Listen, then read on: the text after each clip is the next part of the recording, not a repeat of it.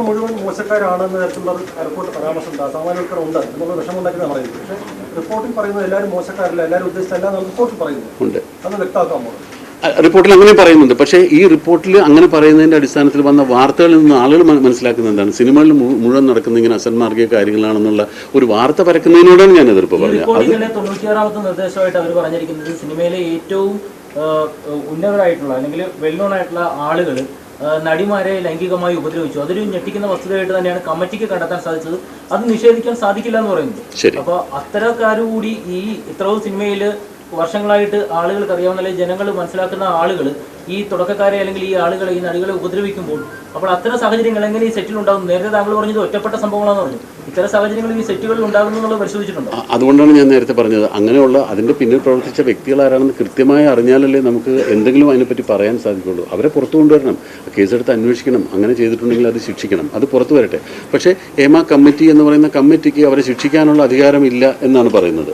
വേണ്ട, അവർ ഹേമ കമ്മിറ്റി ശിക്ഷിക്കേണ്ട, അത് ആരാണെന്ന് പുറത്ത് കൊണ്ടുവന്ന് കണ്ടുപിടിച്ചിട്ട് അതിന് പോലീസ് കേസെടുത്ത് അന്വേഷിച്ച് അവരെ ശിക്ഷിച്ചോട്ടെ. അതിന് തീർച്ചയായിട്ടും സപ്പോർട്ട് ചെയ്യും. 40 വർഷമായിട്ട് സിനിമയിലുള്ള ഒരാളാണ്. ഇങ്ങനെ ഒരു റിപ്പോർട്ട് വന്നപ്പോൾ സ്വാഗതാർഹമെന്നതിനപ്പുറം ഒരു ഞെട്ടലുണ്ടാക്കി. ഈ റിപ്പോർട്ട് വായിച്ചിട്ട് എന്താണ് ഞെട്ടലുണ്ടാക്കി? നമ്മൾ അറിയില്ലാത്ത പല സംഭവങ്ങളിൽ നിന്ന് പുറത്തു വന്നിട്ടുണ്ട്. ഇത് പല കാര്യങ്ങളും ഞങ്ങൾക്ക് അറിവില്ലാത്ത കാര്യങ്ങളായിരുന്നു. ഈ സംഘടനയിൽ നമ്മൾ പ്രവർത്തിക്കുകയും ഇത്രയും കാലം സിനിമയിൽ നിൽക്കുകയും ചെയ്യുമ്പോൾ പല കാര്യങ്ങളും നമ്മൾ അറിഞ്ഞിട്ടില്ല. ഇപ്പോൾ നിങ്ങൾക്കും അറിയാം, ഞാനൊരു മെയിൻ സ്ട്രീം സിനിമകളിലാണ് കൂടുതൽ ഞാൻ അഭിനയിച്ചിട്ടുള്ളത്. അത് വളരെ ലോ ബഡ്ജറ്റിലോ അല്ലെങ്കിൽ വളരെ റിമോട്ടായിട്ടുള്ള സ്ഥലത്തോ കൊണ്ടുപോയി ചെറിയൊരു പടത്തിൻ്റെ ഷൂട്ടിങ്ങിൽ ഞാൻ അങ്ങനെ അധികം സിനിമകളിൽ അഭിനയിച്ചിട്ടില്ല, ഇല്ല എന്ന് തന്നെ പറയാം. പലരും പറയുന്നത് അത്തരം ഒരു റിമോട്ട് സ്ഥലത്ത് നടക്കുന്ന സിനിമകളിലാണ് ഇത്തരം പ്രശ്നങ്ങൾ കൂടുതൽ ഉണ്ടാകുന്നതെന്നാണ് പറഞ്ഞത്. അപ്പോൾ അതുകൊണ്ട് നേരിട്ട് അത്തരം കാര്യങ്ങൾ അറിയാൻ സാധിച്ചില്ല. ഒരു മെയിൻ സ്ട്രീം സിനിമകളിൽ ഇങ്ങനൊരു കംപ്ലയിൻറ്റ് ഉണ്ടാകുകയാണെങ്കിൽ, അതിൻ്റെ ഒരു മൂവ്മെൻറ്റ് ഉണ്ടാകുകയാണെങ്കിൽ പോലും അത് അപ്പം തന്നെ പറഞ്ഞ് അവസാനിപ്പിക്കാനും അങ്ങനെയുള്ള ആളുകളെ സിനിമാ സെറ്റിൽ നിന്ന് പുറത്താക്കാനും നമ്മൾ ശ്രമിച്ചിട്ടുണ്ട്. തിലകന്റെ മകൾ തനിക്കെതിരെ ഉണ്ടായ ഒരു അനുഭവം പറഞ്ഞിട്ടുണ്ട്. അക്കാര്യത്തിൽ അമ്മ എന്തെങ്കിലും അല്ല, ആ കുട്ടി പറഞ്ഞ കാര്യത്തിൽ നമ്മൾ വളരെയധികം ബഹുമാനത്തോടു കൂടിയാണ് സ്വാഗതം ചെയ്യുന്നത്. എന്ത് മനോഹരമായിട്ടാണ് ആ കുട്ടി പറഞ്ഞത്. ഇങ്ങനെ സിനിമാ മേഖലയിലേക്ക് വരാൻ പോലും ആഗ്രഹമില്ലാത്തൊരു കുട്ടിയോട് ഇങ്ങനെ ഒരാൾ സംസാരിക്കുമ്പോൾ സിനിമാ മേഖലയിലുള്ള ആളുകൾ എന്തുമാത്രം ബുദ്ധിമുട്ട് അനുഭവിക്കുന്നുണ്ടാവുമെന്നാണ് ആ കുട്ടി പറഞ്ഞത്. ആ കുട്ടിക്കുണ്ടായ ഒരു അനുഭവം ആ കുട്ടി വളരെ മനോഹരമായിട്ട് നേരിടുകയും അത് സ്റ്റോപ്പ് ചെയ്യുകയും ചെയ്തു. അതാവണം, അങ്ങനെയല്ലേ വേണ്ടത്. പിന്നീട് അത് തുടരാൻ സമ്മതിച്ചിട്ടില്ല. അത് വളരെ മാന്യമായി വളരെ മനോഹരമായിട്ട് ആ കുട്ടി ഒരു കാര്യം ഡീൽ ചെയ്തതാണ് നമ്മളോട് പറഞ്ഞത്. തികച്ചും സ്വാഗതാർഹമാണ്. ഞാൻ ആ കുട്ടിയെ പേഴ്സണലായിട്ട് അഭിനന്ദിക്കുകയാണ് ചെയ്തത്. ആ ദുരനുഭവം ചൂണ്ടിക്കാണിച്ചുകൊണ്ട് സംഘടനയ്ക്ക് പരാതി നൽകിയിരുന്നു സോണിയ പറയുന്നു. എന്ന് മാത്രം ഷമ്മി പറയുന്നു, സഹോദരിക്കുണ്ടായ ദുരനുഭവത്തിൽ സംഘടനയ്ക്ക് കത്ത് നൽകിയിരുന്നു, പരാതി നൽകിയിരുന്നു. ഇല്ല, അങ്ങനെ പരാതി കിട്ടിയിട്ടില്ല, അങ്ങനെ പറഞ്ഞിട്ടില്ല. ആ ഇന്റർവ്യൂവിലും അങ്ങനെ പറഞ്ഞിട്ടില്ല. ആ ഇന്റർവ്യൂവിൽ അങ്ങനെ സംഘടനയ്ക്ക് പരാതി കിട്ടിയിട്ടില്ല. മനോഹരമായി ഡീൽ ചെയ്തു. എത്ര സ്ട്രെസ് എടുത്തിട്ടുണ്ടാകും, എത്ര അനുഭവിച്ചിട്ടുണ്ടാകും ആ കുട്ടി. അങ്ങനെ ഒരു പൊളിറ്റിക്കൽ കറക്റ്റ്നെസ് അതിനകത്തുണ്ടെങ്കിൽ ഞാൻ ആ വാക്ക് തിരിച്ചെടുക്കാം. എനിക്ക് ആ കുട്ടിയോട് ബഹുമാനം തോന്നിയത് കമ്മിറ്റിയെ പറ്റിയല്ല ചോദിക്കുന്നത്. കൃത്യമായി 10-15 അംഗങ്ങളുള്ള ഒരു പവർ ഗ്രൂപ്പ് മലയാള സിനിമയെ നിയന്ത്രിക്കുന്നു, ഇതിന്റെ തലപ്പത്തിരിക്കുന്നവരിൽ ബി ഉണ്ണികൃഷ്ണൻ ഉൾപ്പെടെ ഉണ്ട് എന്ന രൂക്ഷമായ പ്രതികരണം സംവിധായകൻ വിനയനിൽ നിന്നുണ്ടായിട്ടുണ്ട്. സ്വാഭാവികമായും അങ്ങനെയാണെങ്കിൽ മമ്മൂട്ടി മോഹൻലാലും ഉൾപ്പെടെ ഇതിന്റെ തലപ്പത്തിരിക്കുന്നവരെല്ലാം അതിന്റെ അംഗങ്ങളാകേണ്ടത്. താങ്കളുടെ പ്രതികരണം എന്താണ്? ഈ 15-10 അംഗങ്ങളുള്ള പവർ ഗ്രൂപ്പിനെ പറ്റി താങ്കൾക്ക് അറിയില്ല എന്നാണ് ഇപ്പോഴും പറയുന്നത്. അല്ല, അങ്ങനെ ഒരു ഗ്രൂപ്പ് ഇല്ല എന്നാണ് പറഞ്ഞത്. എനിക്കറിയില്ല. കോമ്പറ്റീഷൻ കമ്മീഷനിൽ ആ കമ്മിറ്റിയുടെ റിപ്പോർട്ടിനകത്ത് ഇത്തരത്തിൽ പ്രമുഖ താരങ്ങളുടെ പേരടക്കം എടുത്തു പറയുന്ന ചില പരാമർശങ്ങളുണ്ട്. അവർ തന്നെ ആയിരിക്കുമോ ഈ ഹേമ കമ്മിറ്റിയും ഉദ്ദേശിച്ചത്? എന്തായിരിക്കും അതിന് ഞാൻ എങ്ങനെ മറുപടി പറയും? ഹേമ കമ്മിറ്റി റിപ്പോർട്ടിന് വേണ്ടി പ്രവർത്തിച്ച WCC ആണ്. WCCക്ക് ഇപ്പോൾ കുറെ ആളുകൾക്ക് സിനിമയിൽ ഒരു അവസരം നിഷേധിച്ചാണ് തുടക്കം മുതൽ ഇങ്ങോട്ട്. അത് നിങ്ങളുടെ ശ്രദ്ധയിൽപ്പെട്ടിട്ടുണ്ടോ? അല്ല, അങ്ങനെ ഞാൻ നേരത്തെ പറഞ്ഞില്ല, അങ്ങനെ ഒരു അവസരം നിഷേധിക്കാൻ പറ്റില്ല. ആർക്കും അങ്ങനെ സിനിമയിൽ അവസരം നിഷേധിക്കാൻ പറ്റില്ല. സിനിമ എന്നും സക്സസ്ഫുൾ ആയിട്ടുള്ള സിനിമയുടെ ഭാഗമായി വരുന്നവർക്ക് കൂടുതൽ സിനിമകൾ ഉണ്ടാവും. മോഹൻലാലിനെ മമ്മൂട്ടി വെച്ച് സിനിമ ചെയ്യുമ്പോൾ മോഹൻലാലിനും മമ്മൂട്ടിക്ക് നിർദ്ദേശിക്കാമല്ലോ, ഇന്നാളെ വേണ്ട, അങ്ങനെ നിർദ്ദേശിക്കാൻ പറ്റില്ല. അങ്ങനെ നിർദ്ദേശിക്കാൻ പറ്റില്ല. അല്ല, ഒരു കഥ ആവശ്യപ്പെടുന്ന ഒരു കഥാപാത്രത്തിന് ഏറ്റവും അനുയോജ്യരായ ആളുകളെയാണ് എപ്പോഴും ഒരു സിനിമ ആദ്യം സമീപിക്കുന്നത്. അവരെ ലഭിക്കാതെ വരുമ്പോഴാണ് പിന്നെ അതല്ലെങ്കിൽ ഇങ്ങനെ എന്ന് പറയും. അങ്ങനെയാണ് സിനിമയുടെ കാസ്റ്റിംഗ് നടക്കുന്നത്. അല്ലാതെ അവിടെ കുറെ ആളുകൾ ഇരുന്നിട്ട് നമുക്ക് മറ്റേ മതി, ഇയാൾ മതി, അങ്ങനെ തീരുമാനിക്കില്ല. അങ്ങനെയല്ല സിനിമയുടെ ഒരു കാസ്റ്റിംഗ് നടക്കുന്നത്.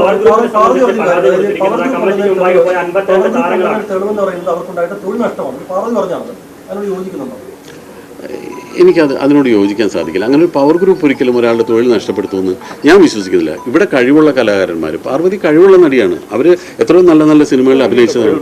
ഇപ്പോഴും റീസെന്റ് ഇറങ്ങിയ സിനിമകളിൽ അവർ അഭിനയിച്ചില്ല. അവരെ ഒരിക്കലും പാർവതിക്ക് വലിയൊരു ഇടപെടലുണ്ട്. എന്തുകൊണ്ടാണ് അത്രയും തുടർച്ചയായി ഹിറ്റുകൾ ഉണ്ടാക്കുന്ന ഒരു നടിക്ക്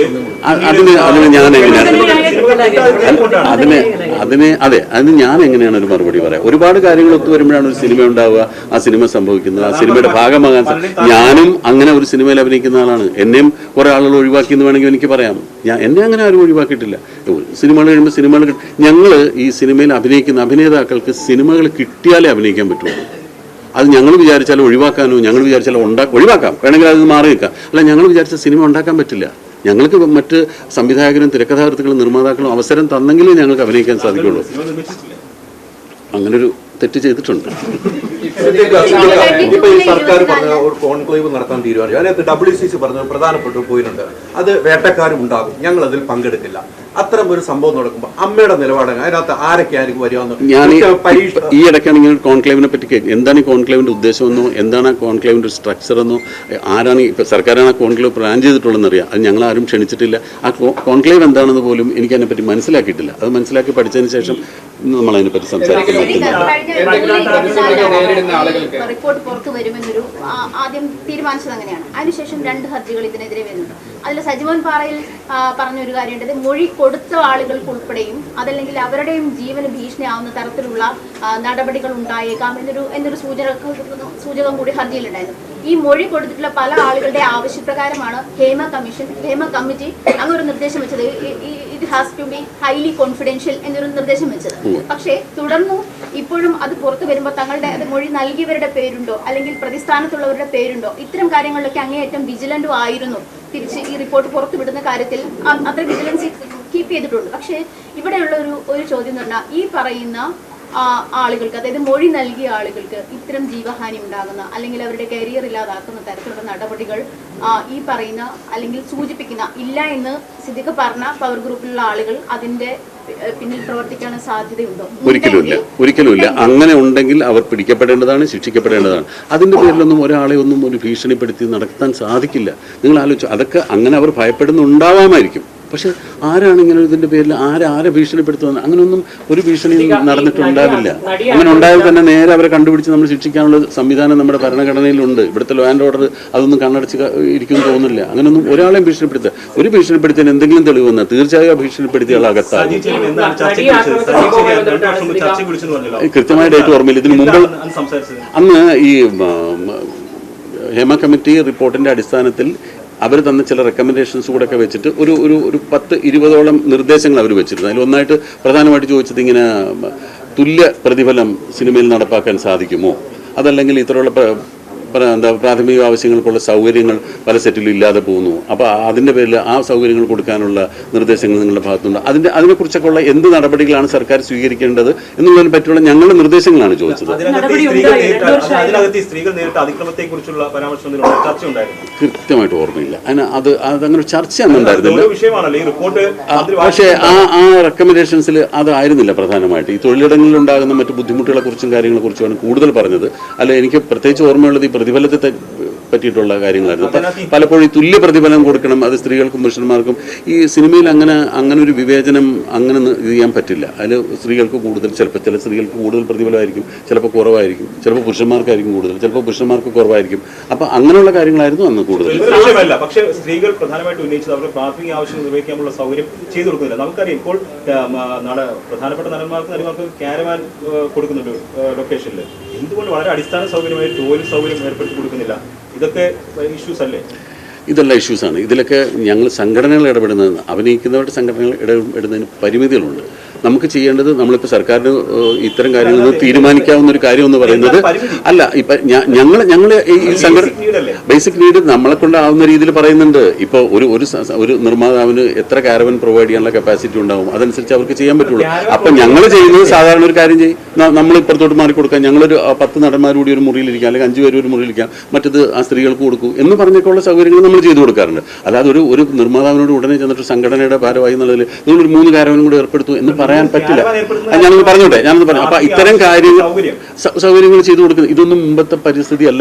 ഇപ്പോൾ നിങ്ങൾ അന്വേഷിച്ച് നോക്കണം, നിങ്ങൾ ഏതെങ്കിലും സെറ്റ് പോയി നോക്കൂ, ഇവർക്കെല്ലാം ആവശ്യത്തിന് സൗകര്യങ്ങളുണ്ട്. അല്ലാതെ സൗകര്യങ്ങളില്ല എന്ന് പറയുന്നത് തെറ്റാണ്. ഇത് 4-5 വർഷം മുമ്പ് ശരിയാണ്, ഇത്തരം ബുദ്ധിമുട്ടുകൾ ഉണ്ടായിരുന്നു. ഇതൊന്നും ഇല്ലാത്ത കാലഘട്ടത്തിൽ ഞങ്ങൾ അഭിനയിച്ചിട്ടുണ്ട്. അപ്പൊ അന്ന് 5 വർഷങ്ങൾക്ക് മുമ്പാണ്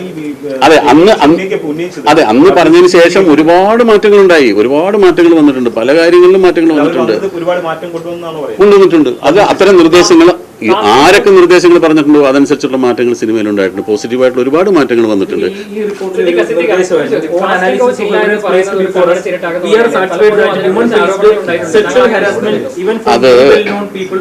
അത് എന്താണെന്നറിയാമോ, കാസ്റ്റിംഗ് കൗച്ച് നടന്നിട്ടുണ്ടോ ഇല്ലെന്നുള്ളൊരു വ്യക്തമായി പറയാൻ കഴിയാത്തത്. ഞങ്ങൾക്ക് അത്തരം അനുഭവങ്ങൾ ആരെങ്കിലും നേരിട്ട് റിപ്പോർട്ട് ചെയ്തെങ്കിൽ മാത്രമാണ് നമുക്ക് ഇന്ന ആൾക്കുണ്ടായി, ഇന്ന സ്ഥലത്തു നിന്നുണ്ടായി, അങ്ങനെ ഇടപെടാൻ ചിലപ്പോൾ നമുക്ക് പറ്റുമായിരിക്കും. അതല്ലാതെ ഇത് നേരത്തെ പറഞ്ഞ പോലെ പറയാൻ ഭയപ്പെടുന്നു എന്നൊക്കെ പറയുമ്പോൾ പിന്നെ നമുക്കത് അന്വേഷിച്ച് കണ്ടുപിടിക്കാനുള്ള ഒരു ചുമതല ഏറ്റെടുക്കാൻ സാധിക്കാത്തതുകൊണ്ടാണ്. നേരെ മറിച്ച് ഇങ്ങനെ ഒരു കാസ്റ്റിംഗ് കൗച്ച് ഒരാളുടെ ഭാഗത്തുണ്ടായെന്ന് തീർച്ചയായിട്ടും അതിന് നടപടി എടുത്തിരിക്കും, അതിനൊരു ബുദ്ധിമുട്ടില്ല. നടനെ കുറിച്ച് പറയുന്നു, രാത്രി കാലങ്ങളിൽ നടികളുടെ വാതിലിൽ മുട്ടുന്ന പ്രമുഖ താരങ്ങളുണ്ടെന്ന് റിപ്പോർട്ട് പറയുന്നു. അപ്പോൾ ഈ പ്രമുഖരൊന്നും നിങ്ങളുടെ സംഘടനയിൽ ഉൾപ്പെടാത്തവരാണെന്നാണോ നിങ്ങൾ ഇപ്പോഴും പറയുന്നത്? ഇതാരാണെന്ന് അറിഞ്ഞാലല്ലേ ഉൾപ്പെടുന്നവരാണോ ഉൾപ്പെടാത്തവരാണോ എന്ന് നമുക്ക് പറയാൻ സാധിക്കുള്ളൂ. ഇതൊന്നും ആരാണെന്നോ എന്താണെന്നോ നമുക്കൊരു ഒരു പുകമറ സൃഷ്ടിച്ച് ഇങ്ങനെ സംഭവങ്ങൾ ഉണ്ടായി എന്ന് പറയുന്നത് കൃത്യമായിട്ടൊരു കാര്യം പറഞ്ഞാൽ തീർച്ചയായിട്ടും അതിനുള്ള നടപടി എടുക്കാൻ ചെയ്യാം. അല്ല, ഞാൻ പറയുന്നത് അത് അല്ലെങ്കിലും ഞങ്ങൾ ആവശ്യപ്പെടണം, അല്ലാണ്ട് പോലീസ് അന്വേഷിക്കേണ്ട കാര്യമില്ല. ഞാൻ ചോദിക്കട്ടെ, ഞാൻ വേറൊരു കാര്യം പറയാം. ഒരു ലൈസൻസിങ് സമ്പ്രദായം സർക്കാർ ഏർപ്പെടുത്തുന്നു വിചാരിക്കുക. ഇത് ഒരു സിനിമ എന്ന് പറയുന്നത് എത്ര കോടിക്കണക്കിന് രൂപ മുടക്കി ചെയ്യുന്ന ഒരു പ്രോജക്റ്റാണ്. അത്രയും അതിനേക്കാൾ കുറവ് പൈസ മുടക്കി ചെയ്യുന്നൊരു പ്രോജക്റ്റിന് എന്തെല്ലാം നിർദ്ദേശങ്ങളാണ് സർക്കാർ വെക്കുന്നത്. അതിന് ഇന്ന കാര്യങ്ങൾ വേണം, ഇത്ര ശുചീകരണ സംവിധാനം വേണം, അതിൽ വർക്ക് ചെയ്യുന്നവർക്ക് ഇന്ന സൗകര്യങ്ങൾ വേണം. ഇങ്ങനെ ഒരു ലൈസൻസിങ് സമ്പ്രദായം സർക്കാർ കൊണ്ടുവരട്ടെ. അപ്പോൾ ഒരു ഷൂട്ടിംഗ് ലൊക്കേഷനിൽ ഇങ്ങനെ വേണമെന്നൊരു നിബന്ധന വന്നാൽ ഇതൊക്കെ നമ്മൾ സർക്കാർ പറഞ്ഞു കഴിഞ്ഞാൽ ഇതെല്ലാം എല്ലാ പ്രൊഡ്യൂസേഴ്സും പാലിക്കാൻ ബാധ്യസ്ഥരാണ്. ഇതെല്ലാം സംഘടനയ്ക്ക് ചെയ്യാതാവില്ല. ബന്ധപ്പെട്ടാണ് ഈ റിപ്പോർട്ടും ഇതിന്റെയൊക്കെ തുടക്കം. ഇപ്പോഴും പക്ഷേ ആ നടി പുറത്താണ്. ഇരയ്ക്കൊപ്പം എന്നൊക്കെ പറയുന്ന ഒരു ഡബിൾ സ്റ്റാൻഡേർഡ് ആയിട്ടല്ല നിൽക്കുന്നത്. അവര് മരിച്ചുപോയി എന്നൊക്കെ കരുതുന്നതൊക്കെയാണ് മുൻ ജനറൽ സെക്രട്ടറി പറഞ്ഞത്. അല്ല, അങ്ങനെയൊന്നും പറഞ്ഞിട്ടില്ല, അങ്ങനെയൊന്നും അല്ല പറഞ്ഞത്. അത് ആ 2020 എന്ന സിനിമ എടുക്കുന്ന 2ാം ഭാഗത്തിൽ ഉണ്ടാകുമെന്ന് ചോദിച്ചപ്പോൾ ആ 2020യുടെ ആദ്യ ഭാഗത്തിൽ ആ കുട്ടി അഭിനയിച്ച ക്യാരക്ടർ മരിച്ചു പോയി എന്നാണ് അദ്ദേഹം ഉദ്ദേശിച്ചത്. അല്ലാതെ ഒരിക്കലും ആ നടിയൊന്നും അങ്ങനെ ആക്ഷേപിച്ചിട്ടില്ല. അല്ല, അതിന് കേസ് നടന്നുകൊണ്ടിരിക്കല്ലേ, കോടതിയിൽ ഇരിക്കുന്നവരുണ്ടായിരുന്നല്ലേ. അത് നമ്മളിതിൽ നിന്ന് ഒരുപാട് വഴുതി പോകുന്നു. നമ്മളിപ്പോ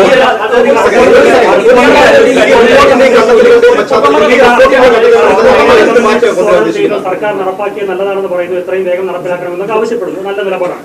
പക്ഷെ അതിൽ ഉന്നയിച്ച ആരോപണങ്ങൾ ഓരോന്നും നിങ്ങൾ നിഷേധിക്കണം. കാസ്റ്റിംഗ് കൗച്ച് ആവട്ടെ, പവർ ഗ്രൂപ്പ് നിഷേധിച്ചിട്ടില്ല. ആരോപണം നിഷേധിച്ചു എന്ന് പറയല്ലേ. കംപ്ലീറ്റ് ചെയ്തിട്ട് ഈ പവർ ഗ്രൂപ്പ് ഇല്ല എന്ന് പറയുന്നു, ഈ കാസ്റ്റിംഗ് കൗച്ച് നടന്നില്ല എന്ന് പറയുന്നു. അപ്പൊ ഈ കമ്മിറ്റിക്ക് മുമ്പിൽ പോയി മൊഴി കൊടുത്ത അംഗങ്ങൾ കള്ളം പറഞ്ഞു എന്നുള്ളതാണോ നിലപാട്? അല്ല, ഒരിക്കലും അല്ല.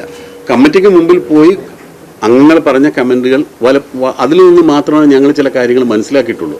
അതല്ലാതെ ഇതിന് കോമൺ ആയിട്ട് ഇതിനു മുമ്പ് ഞങ്ങൾക്ക് അത്തരം കാര്യങ്ങൾ ഞങ്ങളുടെ ശ്രദ്ധയിൽപ്പെട്ടിട്ടില്ല എന്ന് മാത്രമേ പറഞ്ഞിട്ടുള്ളൂ. അതിനൊക്കെ അങ്ങനെ പറഞ്ഞിട്ടുള്ള ആളുകൾ നമ്മൾ നേരിട്ട് വന്ന് പറഞ്ഞാൽ അതിന് മറുപടി പറയാം. അതല്ല, ഒരു ജനറലൈസ് ചെയ്ത് അങ്ങനെ പറയാൻ സാധിക്കില്ല.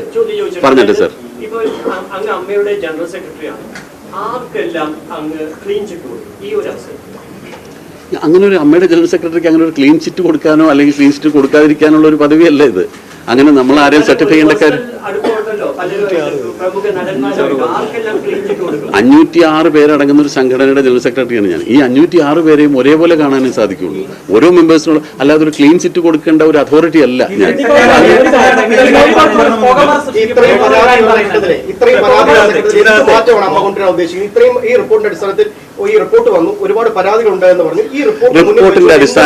റിപ്പോർട്ടിന്റെ അടിസ്ഥാനത്തിൽ മാറ്റം കൊണ്ടുവരേണ്ടത് അമ്മയല്ല. റിപ്പോർട്ടിന്റെ അടിസ്ഥാനത്തിൽ ഒരുപാട് കാര്യങ്ങൾ മാറ്റേണ്ടത് സർക്കാരാണ്.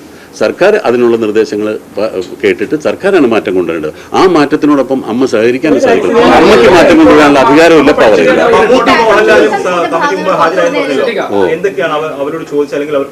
ഏതാണ്? ഞാനത് വിശദമായിട്ട് ചോദിച്ചില്ല. ഞാൻ പറഞ്ഞു നേരത്തെ പ്രതിഫലത്തെ പറ്റിയിട്ടുള്ള കാര്യങ്ങളാണ് കൂടുതൽ ചോദിച്ചതെന്നാണ് എനിക്ക് അറിയാൻ സാധിച്ചത്. പറഞ്ഞൊരു കാര്യം, ഈ റിപ്പോർട്ട് വെച്ച് പുകമറ സൃഷ്ടിക്കുന്നതാണ് പറയുന്നത്. അതിന് പ്രധാനപ്പെട്ട കാരണം പറഞ്ഞാൽ ഇതിലെ ചില ഭാഗങ്ങൾ മാത്രം ഒഴിവാക്കി, അല്ലെങ്കിൽ ഈ റിപ്പോർട്ടിലെ തന്നെ അല്ലെങ്കിൽ ഇതുമായി ബന്ധ തെളിവുകൾ ഒഴിവാക്കിയാണ് പുറത്തു വന്നിരിക്കുന്നത്. ഇതുമായി ബന്ധപ്പെട്ട മറ്റ് തെളിവുകളൊക്കെ പുറത്തു വരുവാണെങ്കിൽ ആ പുകമറ സൃഷ്ടിക്കുന്ന ഒഴിവാക്കിക്കൂടെ? തീർച്ചയായിട്ടും മാറും. അല്ല, അതാണ് ഇപ്പൊ കോടതി ആവശ്യപ്പെട്ടുള്ളത്. അതുകൊണ്ട് ഞങ്ങളുടെ ആഗ്രഹം അത് തന്നെയാണ്. ഇപ്പൊ ഡിവിഷൻ ബെഞ്ച് എന്താ ആവശ്യപ്പെട്ടിരിക്കുന്നത്? മുദ്ര വെച്ച കവറിൽ ഫുൾ റിപ്പോർട്ട് കൊടുക്കാൻ അത് വരട്ടെ. ഡിവിഷൻ ബെഞ്ചിന്റെ മുന്നിൽ വന്നതിന് ശേഷം അതിന് ആവശ്യങ്ങൾ വരട്ടെ. അല്ല, ഹർജി കൊടുക്കേണ്ട കാര്യമില്ല. സർക്കാരിന് ഡിവിഷൻ ബെഞ്ച് നിർദ്ദേശിച്ചില്ല, അതിന്റെ ആവശ്യമില്ല.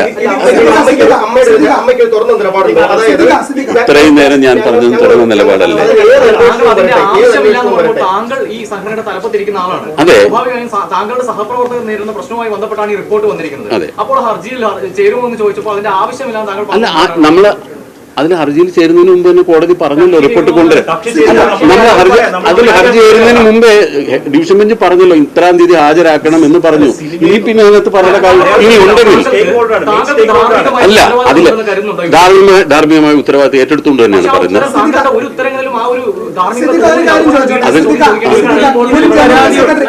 പരാതിയുള്ളവരെ സഹായിക്കാനായിട്ട് പോലീസിൽ പരാതിയുള്ളവര് അമ്മയുടെ സഹായം നേടിയാൽ അവരെ പോലീസിൽ അവർക്ക് വേണ്ട സഹായങ്ങൾ തീർച്ചയായിട്ടും.